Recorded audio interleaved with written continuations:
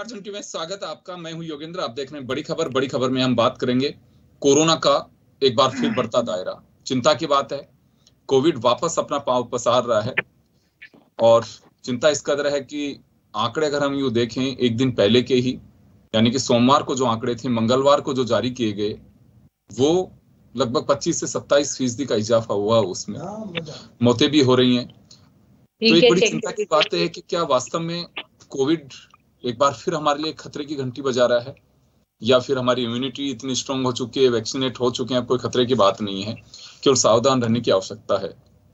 राजस्थान की बात करें तो वर्तमान मुख्यमंत्री अशोक गहलोत और पूर्व मुख्यमंत्री वसुंधरा राजे भी कोविड की चपेट में आई हैं। देश के कई राज्यों में चुनाव, 2024 में होने वाला चुनाव, उसकी रैलियां, समाजों की रैलियां, ये कुछ ऐसी स्थितियां हैं कि जिनको लेकर के थोड़ी चिंता होती है कि क्या वास्तव में हम कहीं लापरवाही तो नहीं कर रहे हैं। तो हमारे साथ आज विशेषज्ञों का पैनल है। हमारे साथ डॉक्टर PR गुप्ता साहब जुड़ रहे हैं, जो लगातार मुख्यमंत्री एडवाइजरी कमेटी राजस्थान है उसके मेंबर भी हैं। डॉक्टर पंकज आनंद साहब हमारे साथ में हैं, और गुरुग्राम से डॉक्टर सारिका वर्मा हमारे साथ में जुड़ रही हैं, और डॉक्टर BP मीना हमारे साथ में। तो चलिए हम चर्चा शुरू करेंगे, और डॉक्टर PR गुप्ता साहब से मैं जानना चाहूंगा, सर क्या स्थिति माने अभी, क्योंकि केस आ रहे हैं और पहले भी केस आ रहे थे, लेकिन फिलहाल जो स्थितियां बन रही हैं उससे लगता है कि थोड़ी चिंता लगती है हमें। देखिए, चिंता तो निश्चित है। Number of cases on the rise है, जो कि आने वाली जो स्थिति है उसका संकेत दे रही है। लेकिन फिर भी जो वर्तमान स्थिति है उसमें कोई खतरे की घंटी जैसी चीज नहीं लगती है। सावचेत रहने की, सावधान रहने की जरूरत है, और भीड़ भाड़ वाले इलाकों में ना जाएं, ऐसी परिस्थितियां बन रही है। जी बिल्कुल, क्योंकि ये सावधानी बड़ी, बिहेवियर हम अपनाएं, वो बहुत जरूरी है। बिल्कुल। डॉक्टर सारिका जी, आपके पास मैं आना चाहूंगा कि चिंता की बात है, क्योंकि बीच में भी एक S3N2 या N2S3 एक ऐसा ही वेरिएंट सामने आया, तो उसकी वजह से भी पंकज सर तो हमारे साथ में जुड़े भी थे उस वक्त। तो क्या लगता है कि थोड़ा रिलैक्स के साथ साथ हमें केयरफुल रहने की आवश्यकता है, या फिर थोड़ा खतरा बढ़ता जा रहा है? ऐसा है, मैं आपके माध्यम से दर्शकों को बताना चाहूंगी कि हर साल जब मौसम बदलता है, विंटर से समर और समर से विंटर आता है, तो कई प्रकार के वायरल इन्फेक्शन बढ़ते हैं। हम लोग अब ज्यादा केयरफुल हो गए क्योंकि इंफॉर्मेशन ओवरलोड हो जाता है, और कोविड के केसेस इतने बड़े देश में 800 होना कोई बहुत बड़ी बात नहीं है। ये आंकड़े जो हैं, H3N2 जब इन्फ्लुएंजा वायरस भी हुआ था, तो ये हर साल होता है। तो इस समय पैनिक की कोई बात नहीं है। More than 90% of us have either got infected और हैव बीन वैक्सीनेटेड, तो उसका तो हमें लॉन्ग टर्म प्रोटेक्शन रहेगा। और हमारे एपिडेमियोलॉजिस्ट हैं, ये भी कहते हैं कि जो पिछले पैंडेमिक्स में 3 वेव के बाद कोई घातक वेव नहीं होता, छोटे छोटे पीक्स डेफिनेटली होंगे। मेरा सभी दर्शकों से यही निवेदन है, अगर आपको गला खराब है, बुखार है, जुकाम है, खांसी है, तो अपने आप को आप घर पे आइसोलेट कर लें, फैमिली मेंबर से दूर रहें, और बाकी क्राउडेड प्लेसेस में जाके या पब्लिक ट्रांसपोर्ट में जाके बाकी लोगों को इन्फेक्ट ना करें। ये हमें 3 साल कोविड से सीखना जरूरी है कि हम इस संक्रमण को किस तरह रोक सके एट अ पर्सनल लेवल, और कम्युनिटी में इसको स्प्रेड ना होने दें। कुछ दिनों में मैं उम्मीद कर रही हूँ कि सब चीज सेटल हो जाएगी। बिल्कुल। पंकज सर, आप तो खुद कंटिन्यू एक OPD भी देखते हैं, और चीजों को, क्योंकि कोविड के दरमियान हमने बहुत सारे लोगों को समझाने की भी कोशिश की, और मुझे लगता है कि क्योंकि डर के साथ साथ जब लगता है कि हमारे फिजिशियंस, हमारे चिकित्सक, जिनसे भी कोई संपर्क में होता है, अगर अच्छा वो बात कह रहे हैं तो हमें उस पर गौर करना चाहिए। वर्तमान परिस्थिति की मैं बात करना चाहूंगा कि ये केवल बस वेदर चेंज के साथ में हम इसे मान के चलें कि हाँ वास्तव में वापस कोविड अपना रंग दिखा रहा है। देखिए सर, ये तो सच्चाई है कि कोविड अपना रंग दिखा रहा है, लेकिन अगर आप देखें जो पिछले 3 साल से इस चैनल पे भी और पहले भी डिस्कशन हुए हैं, ये कोई अनएक्सपेक्टेड चीज नहीं है। ये तो जैसा मैडम ने कहा, छोटी वेव्स आएंगी। ये वायरस अब एक तरह से एंडेमिक हो गया है, हमारे साथ ही हो गया है। ये इसके स्ट्रेन चेंज होते हैं, जैसे कि अभी जो सबसे कॉमन है ये XBB.1.5, ये ओमाइक्रॉन का एक सब वेरिएंट है जो चल रहा है। तो ये आएगा, ये कोई भी आश्चर्य का कारण नहीं है। लेकिन एट द सेम टाइम इसका मतलब ये नहीं है कि हम अपने गार्ड्स डाउन कर लें। देखिए, प्रॉब्लम ये है कि जो अधिकतर स्वस्थ लोग हैं, जिनके कोई कोमॉर्बिडिटीज नहीं है, वो तो झेल गए पहले, वो झेल जाएंगे निश्चित तौर पे। प्रॉब्लम उन लोगों के लिए आती है जिनको कोई ऐसी बीमारी है जिनमें उनके रोग से लड़ने की क्षमता कम है, रिजर्व कम है, भले वो फेफड़े की बीमारी हो, भले हार्ट की बीमारी हो, डायबिटीज हो, किडनी के पेशेंट हो, कैंसर के पेशेंट हो। अगर ये उनका भी नुकसान कर जाता है तो आपका मेरा नुकसान ये है। तो डेफिनेटली ये एक्सपेक्टेड है, भले आप मौसम चेंज का माने या जो भी कारण है, लेकिन ये चेंज कर करके आता है। ये मैडम ने जैसे कहा, पहले भी वायरसेस आते थे, मैं जैसे आज 23 साल से प्रैक्टिस कर रहा हूँ, हर साल आते हैं, लेकिन हम उनके बारे में ज्यादा जानते नहीं थे, तो हम उसको डिस्कस नहीं करते थे। कोविड ने इतनी ज्यादा तबाही मचाई कि हम उसको लेके ओवर कॉशियस हैं, जो बहुत अच्छी बात है। बट द प्रॉब्लम है कि आप और मैं यहाँ डिस्कस तो कर लेंगे, लेकिन हम मास्क नहीं लगाने वाले, है ना। कोविड वो इम्पोर्टेंट चीज है, क्योंकि प्रॉब्लम ये नहीं है कि आप और मैं इन्फेक्ट हो गए, हम झेल लेंगे, लेकिन हम ये वायरस अपने घर लेके जाएंगे, हमारे बूढ़े माता पिता हैं या और कोई मरीज है, उनका ये नुकसान कर जाएगा, उसका विशेष ध्यान रखने की आवश्यकता है। जी बिल्कुल, आप सही कह रहे हैं। डॉक्टर बीपी मीना जी हमारे साथ में जुड़े हुए हैं। सर, अभी कुछ एहतियातन किसी तरह के निर्देश हैं गवर्नमेंट से? क्योंकि मैं कहीं पढ़ रहा था कि अगर केयरफुल नहीं रहेंगे तो आने वाले दिनों में कुछ एडवाइजरी जारी कर सकते हैं government of India, health ministry कर सकती है, या स्टेट्स के जो डिपार्टमेंट्स हैं वहां से कुछ इस तरह की एडवाइजरी आ सकती है। बीपी मीना साहब शायद हमसे हट गए हैं, मैं गुप्ता साहब के पास में जाना चाहूंगा। गुप्ता सर, क्या लगता है आपको, कुछ अगर ये दायरा नहीं कम हुआ तो कुछ एडवाइजरी या फिर एहतियातन कुछ सावधानी बरतने के सख्त निर्देश दिए जा सकते हैं कि जैसे आप एयरपोर्ट पे जा रहे हैं या फिर आप फ्लाइट का अगर आपका टिकट है तो आपको मास्क बिल्कुल कंपलसरी होगा, कुछ इस तरह की चीजें आ सकती हैं अब? देखिए, जो अभी जो वायरस प्रेवलेंट है स्ट्रेन, वो इंडिया में तो अभी भी E2.75 ही है, लेकिन जो वर्ल्ड वाइड है वो XBB 1.5 है। और इस वेरिएंट में जो पहले जो वैक्सीन से इम्यूनिटी थी या डिजीज से इम्यूनिटी थी, उसको मतलब रेजिस्टेंट है उससे, तो स्प्रेड तो बहुत होगा, क्योंकि फोर्थ वेव आएगी तो स्प्रेड तो होगा। ये भी सही है कि एंडेमिक हो चुका है, लेकिन बीच बीच में स्पाइक्स आएंगे, इसलिए एयरपोर्ट पे एडवाइजरी तो डेफिनेटली आएगी।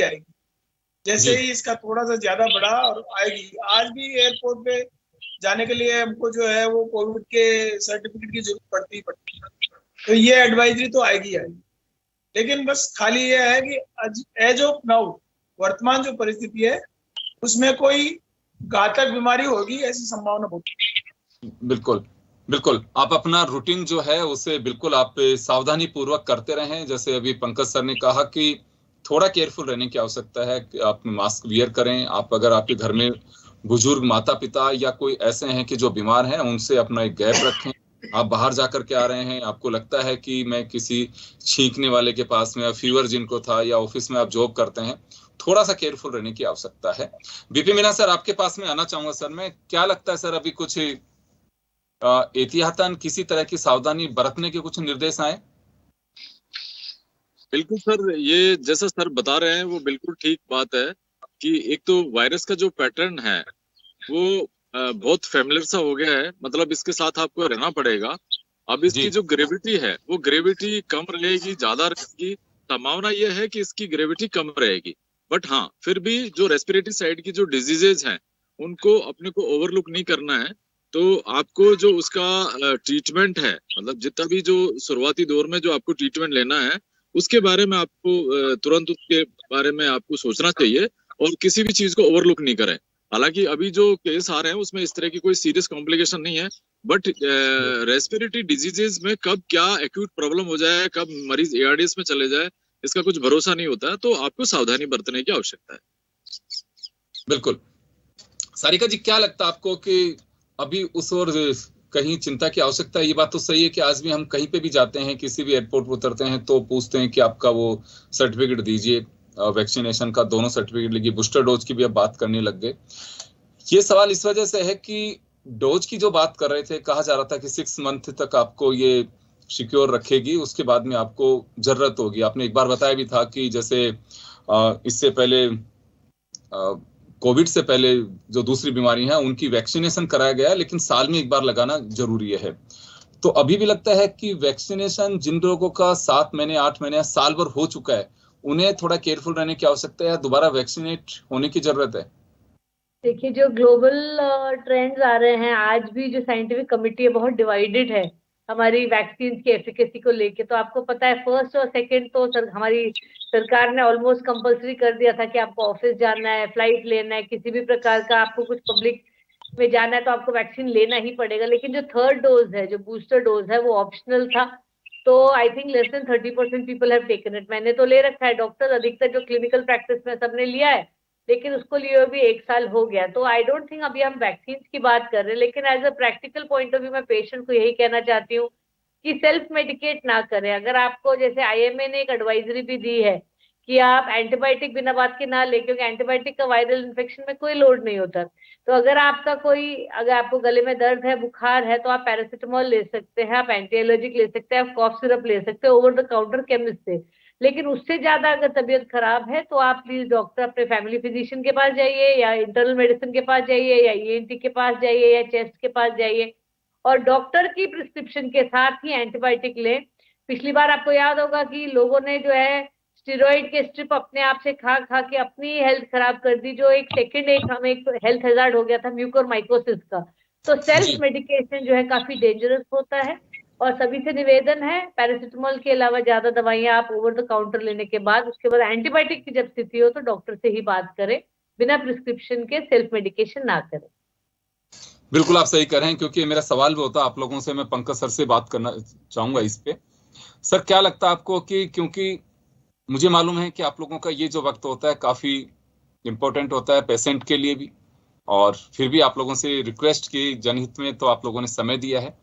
यहाँ अगर किसी को भी किसी तरह के सिम्टम दिखते हैं तो पहले अगर प्रिलिमिनरी स्टेज पे देखें तो हम क्या किया जाना चाहिए उससे?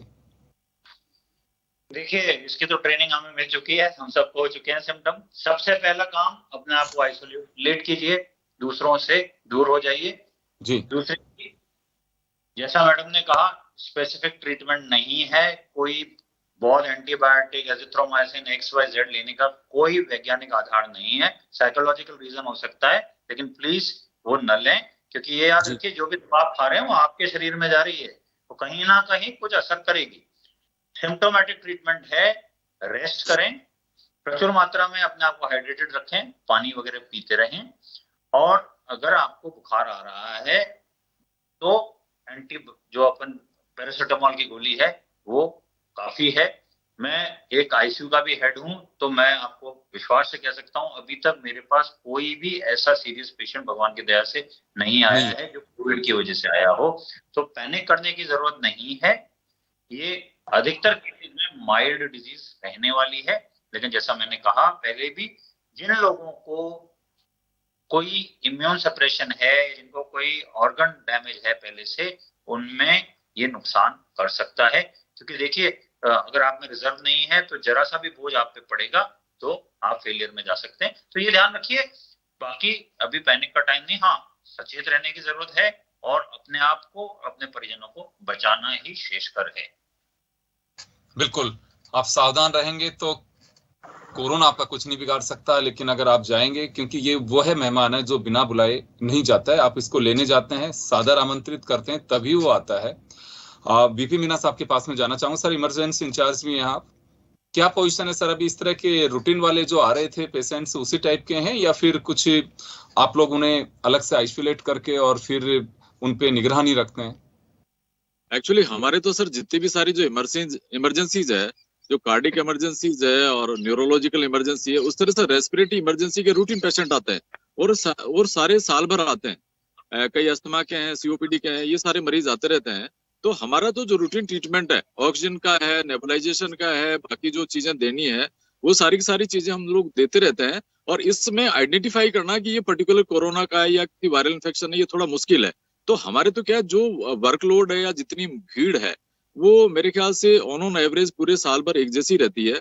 अब उसमें से आइडेंटिफाई करना बड़ा मुश्किल है कि ये कोरोना का है, कोई वायरल इन्फेक्शन है या नहीं है। एक मैं आपसे रिक्वेस्ट करना चाहूंगा, जैसे मैडम ने और बाकी लोगों ने कहा है कि ओवर द काउंटर जो एंटीबायोटिक का जो सवाल है, उसके बारे में इन्फेक्शन प्रोटेक्शन कंट्रोल कमेटी है, और केंद्र सरकार की तरफ से और राज्य सरकार की तरफ से भी इस बात में बड़ा ध्यान दिया जा रहा है कि बिना किसी कारण के एंटीबायोटिक को नहीं लिया जावे।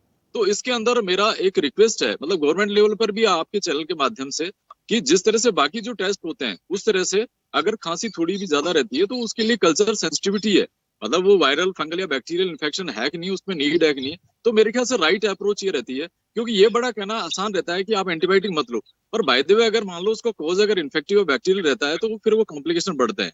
तो एक्चुअली इसकी बजाय अपने को साइंटिफिक रीजन या फिर वो कोई लेबोरेटरी बेस्ड इन्वेस्टिगेशन के बेस पे आधार पर अपन ट्रीटमेंट लें तो मेरे ख्याल से वो ज्यादा अच्छा रहेगा। बिल्कुल। डॉक्टर साहब, सारिका जी आपके पास आना चाहूंगा। एक कॉलर ने कुछ मैसेज दिया है कि कोविड नहीं है लेकिन बहुत सारे पेशेंट्स ऐसे हैं कि आपको मिल जाएंगे, लंबी टाइम तक एक खांसी चल रही है, उनको सूखी खांसी चलती है, 20-20, 25-25 दिन से नहीं जा रही है। हम कफ सिरप 10-10 कप सिरप पी चुके हैं उसके, लेकिन अभी भी सूखी खांसी जाती नहीं। क्या वास्तव में ऐसे कुछ केसेज आ रहे हैं या फिर कुछ लोग? बहुत पेशेंट्स हैं सर, ये लॉन्ग कोविड और पोस्ट कोविड कॉफ जो है ये कई महीने चलती है। मेरे बेटे को कोविड हुआ था 2022 फरवरी में, और मेरी खांसी 6 महीना चली। पायरोमेट्री और एक्सरे सीटी स्कैन में कुछ नहीं निकला। फाइनली मैंने अपना एलर्जी टेस्ट खुद किया और उसके बाद अब इम्यूनोथेरेपी चल रही है। तो कई पेशेंट्स ऐसे हैं जिनका एलर्जिक कॉफ जो है वो कोविड की वजह से अनकैप हुआ है, और कई पेशेंट्स हैं जो प्रोलॉन्ग 4-4, 6-6 हफ्ते, किसी को नेबुलाइजर की जरूरत पड़ती है, किसी को इनहेलर की जरूरत पड़ती है, ब्रोंकोडाइलेटर्स की जरूरत पड़ती है, एंटी एलर्जी की जरूरत पड़ती है, लेकिन उसका ट्रीटमेंट वही रहता है जैसे आम खांसी का रहता है। एक सीबीसी करके हम ये जरूर चेक कर लेते हैं कि इस्नोफिल काउंट तो नहीं बढ़ा, क्योंकि वायरल इन्फेक्शन जो है कई बार एलर्जीज को ट्रिगर कर देती हैं, और जब इस्नोफिलिया हो जाए तो उसका भी ट्रीटमेंट साथ साथ करना जरूरी है। इसलिए हम यही कहते हैं कि आप अपने फैमिली फिजिशियन या डॉक्टर के टच में रहेंगे, वो आपकी हिस्ट्री ज्योग्राफी सब जानते हैं, तो वो आपको करेक्ट ट्रीटमेंट शुरू करेंगे ताकि आप बिना बात के सफर ना करें। और ये जो था ना पहले काढ़े लेना और गर्म पानी पीना, ये ना करें, उसका कोई साइंटिफिक रोल बचा नहीं है। जी मीना सर, मैं आऊंगा आपके पास। पंकज सर कुछ कहना चाह रहे एक बार। मैं इस परिप्रेक्ष्य में जो आपने ये प्रश्न पूछा है कॉलर ने, ये अभी पिछले 1.5 से 2 महीने तक, मुझे नहीं मालूम ये कोविड है क्योंकि टेस्ट तो नहीं हो रहा है, लेकिन बहुत सारे ऐसे पेशेंट आए हैं जिनको शुरू में 2-3 दिन बुखार हुआ, सर्दी लग के, उसके बाद बुखार तो चला गया लेकिन खांसी आई और वो खांसी जाती नहीं है या कम होकर बढ़ जाती है। काफी सारे केसेस H3N2 के भी थे इसमें जो हमने देखे हैं। बट देखिए, ले के वायरल डिसऑर्डर है, कोई बहुत इफेक्टिव एंटीवायरल नहीं है। जैसा मैडम ने कहा, सिम्टोमेटिक ट्रीटमेंट किया जाता है और उसी के आधार पे, लेकिन ये लंबा चल रहा है, हम बहुत कॉमनली देख रहे हैं ये चीज। बिल्कुल। गुप्ता सर कुछ कहना चाह रहे हैं आप सर इस पे? मैं इस बारे में पुनः आपको निवेदन करना चाहूंगा कि ये जो खांसी वाली प्रॉब्लम है इसको हम post viral reactive airway disease syndrome का नाम देते हैं। इसमें क्या है कि मरीज को खांसी ज्यादा होती है और काफी दिनों तक रहती है। इससे पैनिक होने की जरूरत नहीं है, और मेरा अपना अनुभव है कि इसमें जो लोकल लोजेंजेस हैं या अपन जैसे लौंग लेते हैं या तुलसी अदरक का टुकड़ा लेते हैं, ये चीजें काफी असरदार रहती हैं। लेकिन फिर भी ये जो लंबे समय तक चलने वाला कफ है, इससे घबराने की जरूरत नहीं है, ये अपने आप धीरे धीरे चला जाएगा। एक बात।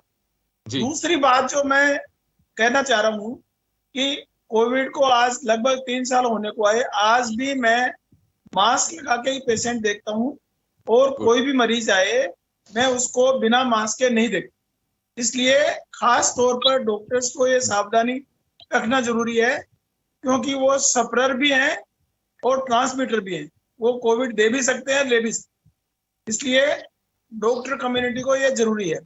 तीसरी बात, बिल्कुल सर, ये मैं एक गुजारिश जरूर करना चाहूंगा कि इस समय दर्शकों को मैं ये जरूर कहना चाहूंगा कि अभी हमारे जो चिकित्सक जुड़े हुए हैं हमारे साथ में, सब अपने अपने कैबिन में हैं और वहां पे ये कह सकते हैं कि खुद अकेले हैं वहां पे। इस कारण से वो मास्क वियर नहीं किया हुआ। थोड़ा सा हम टीवी के लिए उनसे रिक्वेस्ट की थी, अदरवाइज ये प्रोटोकॉल है उनका। जैसे सारिका जी ने अपना एक मास्क दिखाया, तो ये बहुत जरूरी है कि आप वास्तव में क्राउड में जा भी रहे हैं, सब्जी लेने जा रहे हैं, बच्चों को छोड़ने जा रहे हैं या कहीं पे भी, आप कोशिश करिए कि मास्क आप जरूर पहने। जी सर, गुप्ता साहब। तीसरी बात एक और है, वैक्सीनेशन के बारे में आपने बताया। हम ज्यादातर चिकित्सक तीसरी डोज ले चुके हैं, लेकिन चिकित्सक होने के नाते हमको चौथी डोज लेनी चाहिए या नहीं लेने चाहिए, इस बारे में विचार विमर्श जरूरी है और मेरे ख्याल से थोड़े दिनों में ये हो भी जाएगा। जो और मरीज हैं जो इम्यूनोसप्रेसेंट हैं, जैसे डायबिटीज है, अनकंट्रोल्ड डायबिटीज है, कार्डियक पेशेंट है, उनको भी तीसरी या चौथी डोज लेनी चाहिए। इस बारे में भी विचार विमर्श होना चाहिए। हालांकि अभी क्लियर कट गाइडलाइन चौथी डोज के लिए नहीं है, लेकिन खास तौर पर चिकित्सक वर्ग के लिए तो ये मेरे ख्याल से जरूरी है। बिल्कुल, क्योंकि दायरा फैलता चलेगा तो इसी तरह से डिपेंड करेगा। और चले, मैं चलते चलते, समय कम है, बीपी मीना साहब कुछ कहना चाह रहे थे अभी बीच में। हाँ, एक्चुअली सर सबसे इम्पोर्टेंट बात यह है, जैसा मैडम ने बताया, इसके अंदर सबसे बड़ी बात यह है कि लोग खुद सफरर हैं। मतलब ऐसा नहीं है कि वायरल इन्फेक्शन एक पब्लिक प्रॉब्लम है, मतलब कई लोग ऐसे हैं डॉक्टर होकर भी वो इससे गुजर रहे हैं। तो मेरा तो एक निवेदन जो मैंने बहुत क्लोजली ऑब्जर्व किया है, जो आपका रेस्पिरेटरी एक्सरसाइज है उसके ऊपर सबसे ज्यादा ध्यान देना चाहिए, क्योंकि आपका कंजेशन जैसे लंग्स में बना रहेगा तो वो उस चीज को और ट्रिगर करेगा। तो आपका लंग्स के अंदर कंजेशन नहीं रहे, इसके लिए रेस्पिरेटरी एक्सरसाइज हो, और जो भी आपका जो भी जमा है, जिस तरह का म्यूकस प्लग या जो भी जिस तरह के, तो वो वॉश आउट होता रहेगा, तो मेरे ख्याल से कॉम्प्लिकेशंस हैं वो कम रहेंगे। तो अलोंग विद अदर ड्रग्स जैसे एंटी एलर्जिक है या स्टेरॉइड है या बाकी जो चीजें हैं, वो तो आपको एज पर नीड ही लेनी है, बट इसमें तो मेरे ख्याल से कोई मेडिसिन नहीं है। तो रेस्पिरेटरी, बाबा रामदेव ने तो उसको थोड़ा सा अलग सा वो कर दिया, बट मैं उस चक्कर में नहीं पड़ना चाहता। मेडिकली अगर मैं कहूँ नहीं, मैं आपको सीरियसली बता रहा हूँ कि आपका जो अनुलोम विलोम है उससे डेफिनेटली ये है कि इससे जो लंग्स का जो क्लियरेंस है, वो आपका जो एलुलाई है, जो कंजेशन जिनमें हो रखा है, तो वो बहुत बड़ा सोर्स इन्फेक्शन का, तो वो उसको क्लियर करने के लिए बेस्ट वे है ये। चले, बहुत बहुत शुक्रिया सर आप सभी का, क्योंकि आपने अपना कीमती समय हम लोगों के साथ में स्पेयर किया है, और हमारे दर्शकों के लिए, क्योंकि बहुत सारे लोगों की डिमांड थी, जैसे उनकी जिज्ञासा थी कि वास्तव में ऐसा कुछ हो रहा है क्या, तो आप लोगों से आग्रह किया, आपने स्वीकार किया, उसके बहुत बहुत शुक्रिया। और बड़ी खबर में इतना ही, दीजिए इजाजत, नमस्कार।